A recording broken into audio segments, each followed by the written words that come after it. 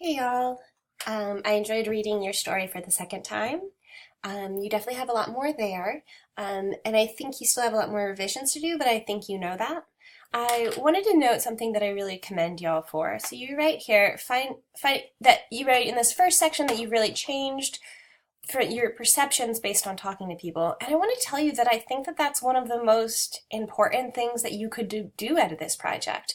That process of listening, taking care of other people's stories means that you represent their stories even when they may challenge your own perceptions. And I think that the fact that you're finding yourself challenged shows that you, one, took on a really big project, a really important project, that you're thinking really carefully about it, and that you are you're open to learning even though you came in with a lot of preconceptions. So the fact that you're being challenged, you're trying to figure out this stuff about like how do we not disrespect while also like including different perspectives, that is ultimately what we have to do in democracy. So I think that you're making these challenging decisions, and I respect you all for that. So I want to go to the story, and I'll just kind of talk through some of the different things. One, yeah, again, the fact that you were challenged and you changed your minds, I think is a really good conclusion. I think that's an excellent thing to have done. I wasn't sure. I think maybe a use of headings, use of media, something in here can help me better understand in what way you have changed your minds or that you have seen greater complexity into this story.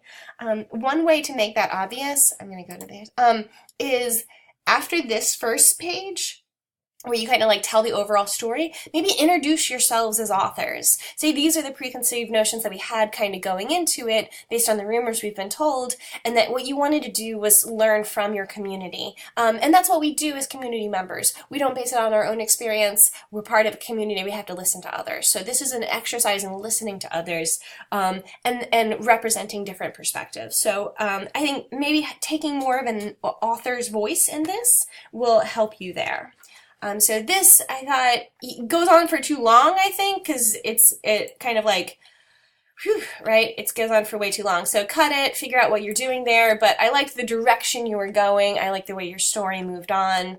I, again, like I said, you didn't really make all of the revisions that I said when we talked, and when I gave you feedback on the first version, right? Like, this is a lie. And I really hope that you don't include lies in your story, because just including this makes it seem like, without context, makes it seem like that happened if someone is just kind of scrolling through, and you don't discredit this lie. So please cut out anything that is not true. Keep going. I think this section might need to be two sections, and it might be here that you switch to a different section when you think about blame. Also note that you might reframe this section instead of saying who's to blame, to say like, well, what went wrong, as opposed to like pointing the finger at one particular person or group of people. Say, well, what went wrong? Because what I think you guys have changed your minds in, instead of blaming it on one person, we can identify that there are a mix of causes, or that different community members also come to different conclusions in this process. So I want to go to the next one. Never do this again. This section should never have been submitted like this. This is stream of consciousness. It has no capitalization, no periods. This is deeply unprofessional. But, okay, so we have aftermath. This is another section where I would like to see the heading images reflect how you're changing, or how the theme of the story is changing. These kind of generic Isla Vista is very pretty, so sometimes it's really easy to be like, oh, here's a pretty picture of Isla Vista. And I want you to resist doing this. I want you to be more intentional in thinking about, well, what is the key point about this, and how can I visualize that? So that's something you can kind of do. And then you have this, so this section I think is where you're bringing a lot of different kind of content.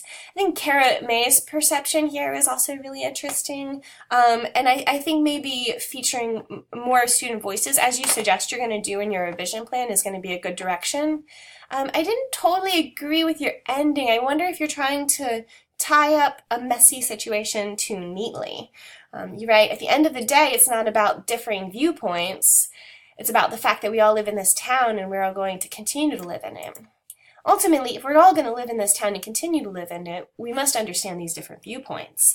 And that it's not just about taking care of each other, because there might be different ways of thinking about that. So I think your conclusion tries I would resist the urge to tie this very complicated story up in kind of like a neat, everything's going to be okay, like this is the moral of the story kind of way. It's a complex story. You've got complex things going on there. You have kind of this insider outsider narrative that can be accepted and rejected. You have this kind of like a perception of police as overbearing, which can be accepted and rejected and countered, and you have these different perceptions.